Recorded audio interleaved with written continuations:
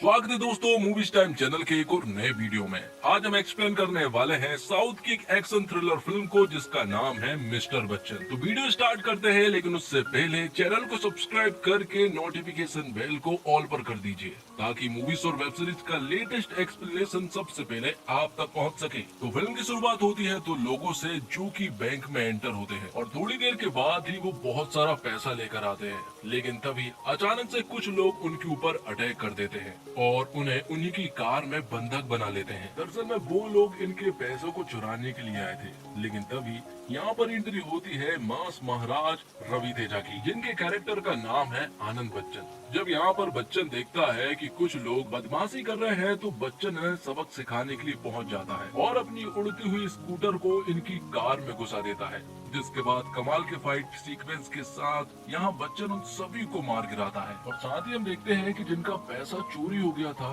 उनको यहाँ बच्चन हीरो की तरह दिख रहा था और उन्होंने अपने मन ही मन मिस्टर बच्चन को अपने जमाई के रूप में देख लिया था। जब बच्चन उन्हें पैसे वापस करने के लिए आता है तो यहाँ वो दोनों बहुत खुश हो जाते हैं और उनसे पूछते हैं कि क्या तुम्हारी शादी हुई है, जिस पर कि बच्चन कहता है कि वो अभी तक कुंवारा है और वो किसी अच्छे घर की लड़की की तलाश में भी है। जिसके बाद वो लोग कहते हैं कि तुम्हारी तलाश यहीं पर खत्म होती है, कल अपनी पूरी फैमिली को लेकर हमारे घर आ जाना।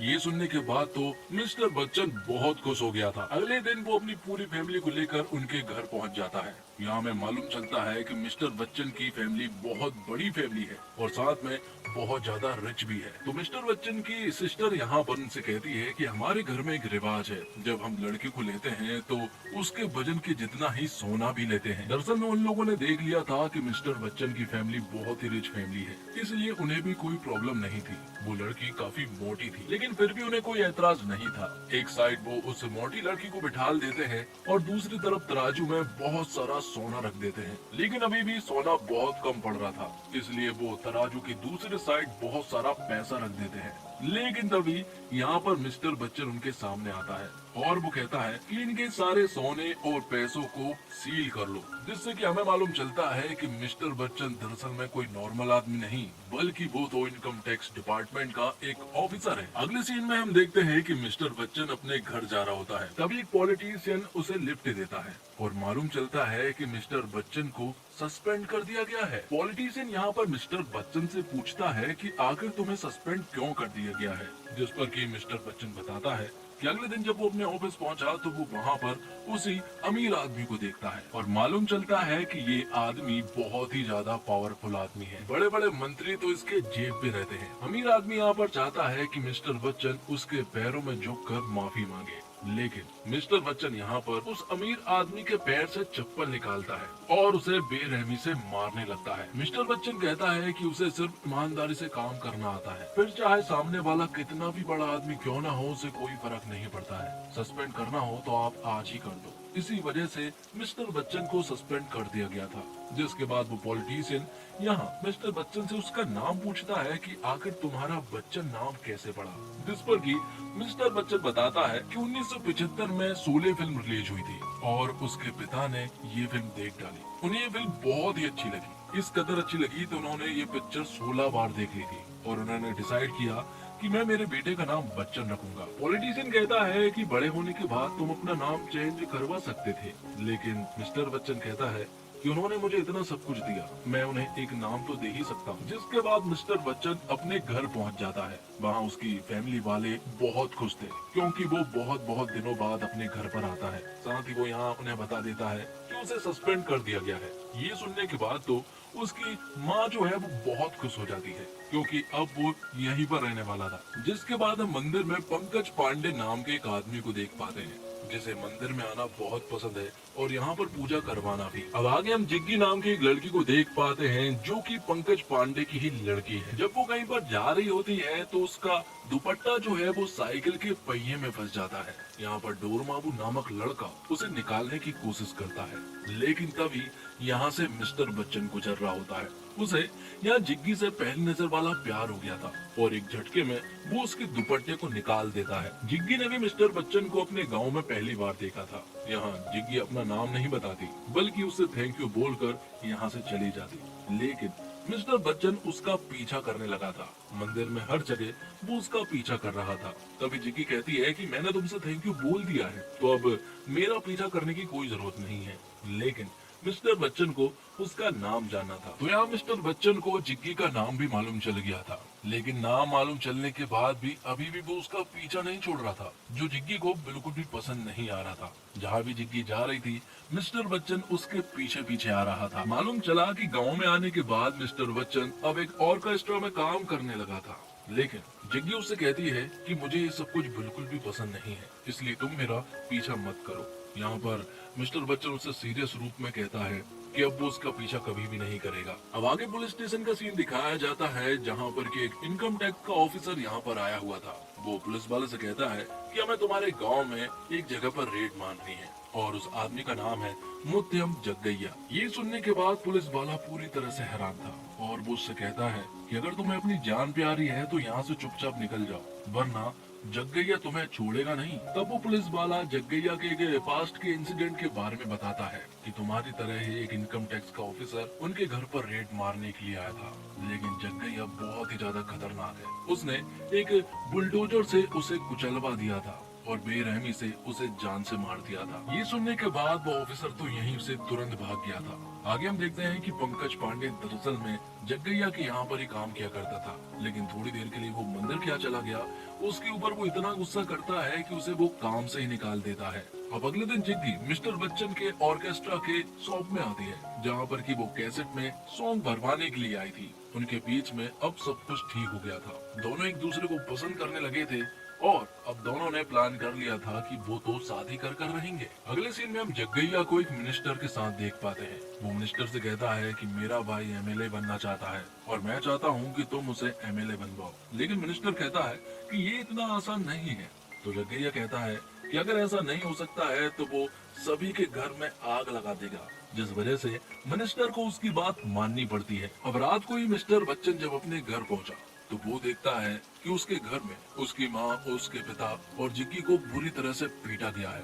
जब वो उनसे पूछता है कि आखिर ये सब कुछ किसने किया, तो मालूम चला जग्गैया का भाई एमएलए के प्रचार के लिए सारे गांव की लाइट की जरूरत थी और जब यहाँ मिस्टर बच्चन के पिता ने मना कर दिया तो उनके घर वालों को बुरी तरह से पीटा गया। ये सुनने के बाद मिस्टर बच्चन तुरंत ही जग्गैया के भाई के यहाँ पर पहुँचा और उसे पेट्रोल से नहला दिया।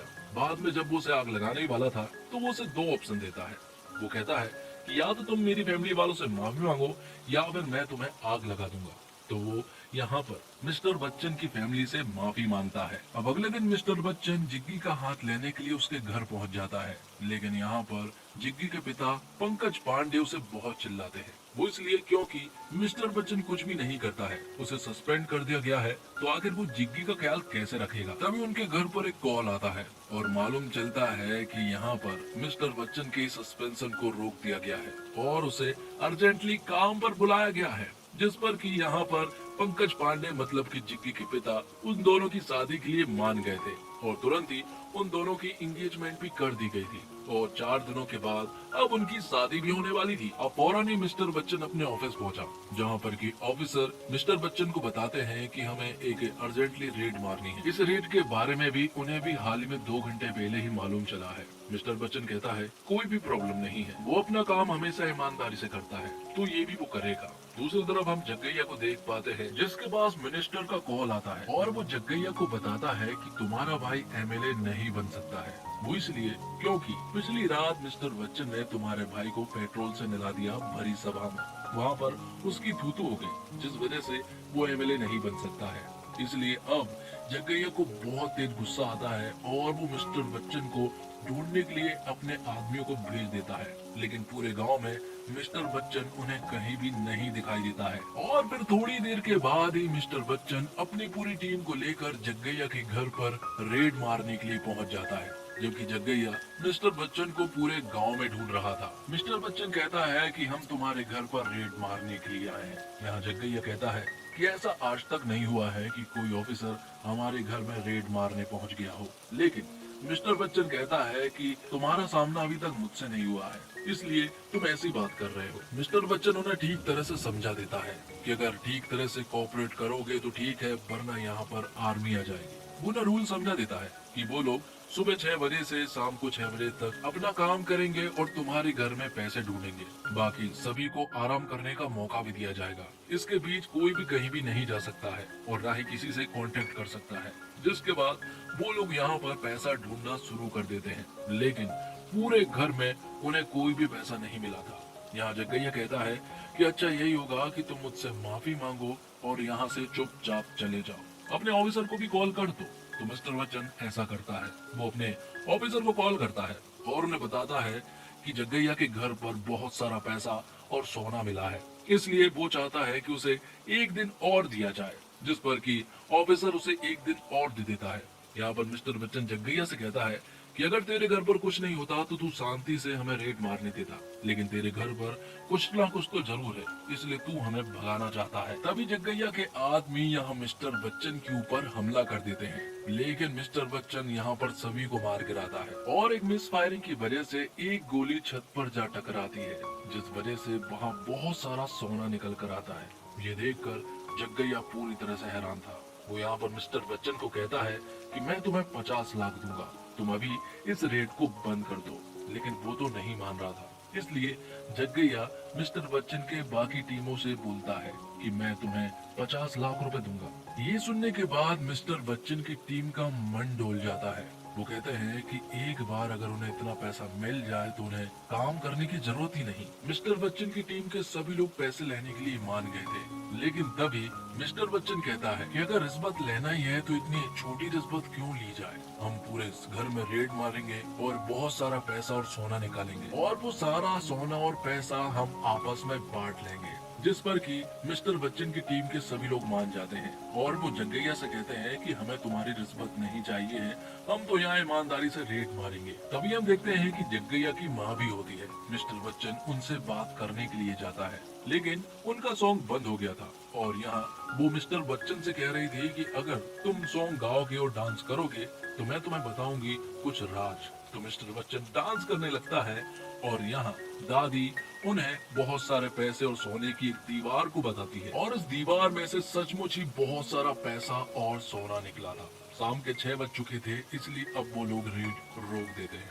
जग्गैया अपनी फैमिली वालों से बात कर रहा था। वो कहता है कि कोई भी इंसान यहाँ मिस्टर बच्चन को कुछ भी नहीं बताएगा और कोई भी कहीं भी नहीं जाएगा। रात होते ही हम देखते हैं कुछ बदमाश चोरों को, जो कि उसी रूम में पहुंचते हैं जहां पर कि बहुत सारा सोना और पैसा रखा हुआ है। सभी लोग वहां पहुंच जाते हैं और ये सीन यहीं पर कट हो जाता है। अगली सुबह जब होती है तो यहाँ जग्गैया मिस्टर बच्चन से कहता है कि जो तुमने रेड मारी थी वो सारा पैसा कहाँ पर है। वो सारा पैसा गायब हो चुका है। सभी लोग मिस्टर बच्चन के ऊपर इल्जाम डालने लगते हैं, यहाँ तक कि मिस्टर बच्चन की टीम के लोग भी मिस्टर बच्चन के ऊपर ही इल्जाम डाल रहे थे। तभी मिस्टर बच्चन बताता है कि वो सभी लोग पूरी तरह से सेफ है। जो लोग चोरी करने के लिए आए थे उन्हें मिस्टर बच्चन ने बंधक बना लिया था और सारा पैसा और सोना भी पूरी तरह से सेफ है। ये देखकर जग्गैया का दिमाग खराब हो जाता है। वो अपने लोगों को मिस्टर बच्चन को मारने के लिए भेजता है, लेकिन मिस्टर बच्चन हमेशा की तरह जग्गैया के लोगों को धूल चढ़ा देता है। बाद में मिस्टर बच्चन अपनी टीम से बात करता है। वो कहता है कि कुछ भी कर लो, ये आदमी तुम्हें रिश्वत तो नहीं देने वाला है, इससे अच्छा ये है कि तुम ईमानदारी से काम कर लो। ये सुनने के बाद अब वो लोग ईमानदारी से काम करने लगे थे। दूसरी तरफ जब जिग्गी को मालूम चला कि जग्गैया के घर पर मिस्टर बच्चन रेड मारने के लिए गया है तो वो ये सारी बातें अपने पिता को बताती है। अब अगली सुबह हम देखते हैं कि जग्गैया की माँ की डेथ हो जाती है। सभी लोग सर पटक पटक कर रो रहे थे, जबकि यहाँ पर किसी के भी आंखों में रियल आंसू नहीं थे, बल्कि सभी के आंखों में मगरमच्छ के आंसू थे। सभी लोग यहाँ पर नाटक कर रहे थे। तभी यहाँ जग्गैया मिस्टर बच्चन से कहता है कि अब तो तुम्हें यहाँ से जाना होगा,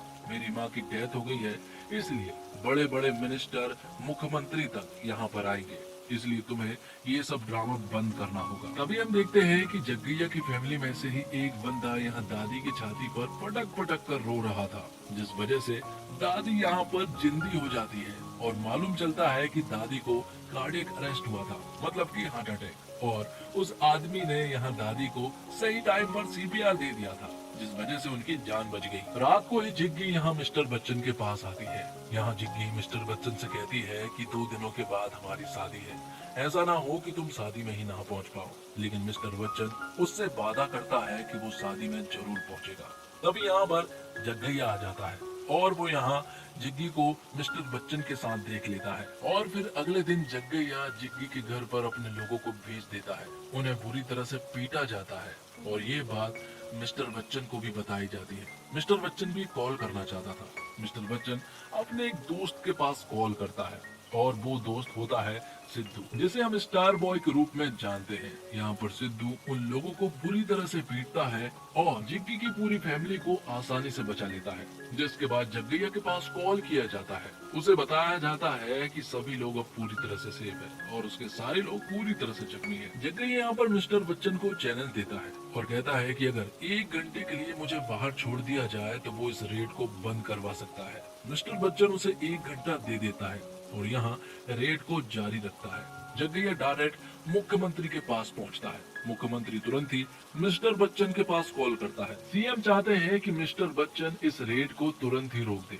मिस्टर बच्चन भी कहता है कि सर जी आपने कहा और हम ना माने ऐसा हो ही नहीं सकता, हम इस रेड को तुरंत ही रोक देते हैं, लेकिन क्या आप ये बात रिटर्न में लिख के दे सकते हैं? तब सीएम जग्गैया से कहता है कि वो कुछ भी नहीं कर सकता है क्योंकि ये सब कुछ तो सेंट्रल के हाथ में होता है। दूसरी तरफ बहुत सारा सोना और पैसा जमा कर लिया गया था और यहाँ जग्गैया अब डायरेक्ट प्रधानमंत्री के पास पहुंच चुका था। प्रधानमंत्री भी यहाँ मिस्टर बच्चन के पास कॉल करके कहते हैं कि तुम्हें ये रेड रोकनी होगी, जिस पर कि मिस्टर बच्चन कहता है कि सर मैं आपकी बात को नहीं टाल पाऊंगा, लेकिन मैं सिर्फ आपसे एक ही बात कहना चाहता हूँ कि क्या आप ये बात लिख कर दे सकते हैं? लेकिन प्रधानमंत्री भी उसको ये लिखकर नहीं दे सकते थे और जग्गैया को वो यहाँ से भेज देते हैं। जग्गैया जब अपने घर पहुंचा तो रेड पूरी हो चुकी थी और मिस्टर बच्चन सारा सोना और पैसा लेकर जाने वाला था। वो यहाँ पर शांति से इन सभी लोगों को जाने देता है। दूसरी तरफ जिग्गी और मिस्टर बच्चन की शादी की पूरी तैयारियां हो चुकी थी, लेकिन मिस्टर बच्चन ही यहाँ तक नहीं पहुँचा था और सभी को मिस्टर बच्चन की टेंशन हो रही थी कि आखिर वो कब तक यहाँ पर पहुँचेगा। दूसरी तरफ हम जग्गैया को देखते हैं जो कि अपने घर पर था। वो अपने लोगों से कहता है कि मिस्टर बच्चन को आज मरना होगा और वो काम हमारे लोग ही करेंगे, क्योंकि ये दुनिया मरने वाले को याद रखती है, मारने वाले को नहीं। जब यहाँ से मिस्टर बच्चन सारा पैसा ट्रक में भरकर लेकर जा रहा था, तभी यहाँ पर मिस्टर बच्चन के लोग पहुंच चुके थे और उन्होंने यहाँ मिस्टर बच्चन के ऊपर हमला कर दिया था। यहाँ पर कमाल के फाइट सीक्वेंस देखने को मिलते हैं और आखिर में मिस्टर बच्चन को भी उन लोगों ने पकड़ लिया था। वो लोग उसे बेरहमी से मार रहे होते हैं और थोड़ी देर के बाद जग्गैया भी यहाँ पर पहुंच चुका था और अब उनके हाथ वो पैसे से भरा ट्रक भी लग चुका था। जग्गैया सोच रहा था कि वो ये जंग जीत चुका है। जब वो उन तिजोरी में पैसे ढूंढता है तो उन्हें पैसे नहीं बल्कि रद्दी दिखाई पड़ती है और यहाँ मिस्टर बच्चन मुस्कुराता हुआ जग्गैया के पास आता है और बाद में इन लोगों से फाइट करना स्टार्ट कर देता है। वो चुन चुन कर जग्गैया के सभी लोगों को मार गिराता है और आखिर में रियल वाला ट्रक जो है वो इनकम टैक्स डिपार्टमेंट के ऑफिस पहुंच चुका था। सभी को मारने और कूटने के बाद मिस्टर बच्चन डायरेक्ट अपने घर पहुंचा, जहां पर कि उसकी शादी हो रही थी। जिग्गी उसे देखकर इमोशनल हो जाती है और आखिर में हमें बताया जाता कि दरअसल में मिस्टर बच्चन ने रियल वाला ट्रक तो इनकम टैक्स डिपार्टमेंट पहले ही भेज दिया था और इसमें 200 रुपए रद्दियां होती है। बाद में यहाँ जग्गैया को जेल हो जाती है और वो जेल में ही एक कैदी की बहुत ही प्यारी चंपी कर रहा था और इसी चंपी के साथ ये फिल्म यहीं पर समाप्त हो जाती है। तो दोस्तों उम्मीद करता हूँ आपको वीडियो पसंद आई होगी। वीडियो पसंद आई हो तो वीडियो को लाइक करके चैनल को सब्सक्राइब करके नोटिफिकेशन बेल को ऑल पर कर दीजिए, ताकि मूवीज और वेब सीरीज का लेटेस्ट एक्सप्लेनेशन सबसे पहले आप तक पहुंच सके। मिलते हैं एक और कमाल की वीडियो के साथ, तब तक के लिए आप हमारे चैनल के साथ बने रहिए। धन्यवाद। जय हिंद, जय भारत, जय श्री राम।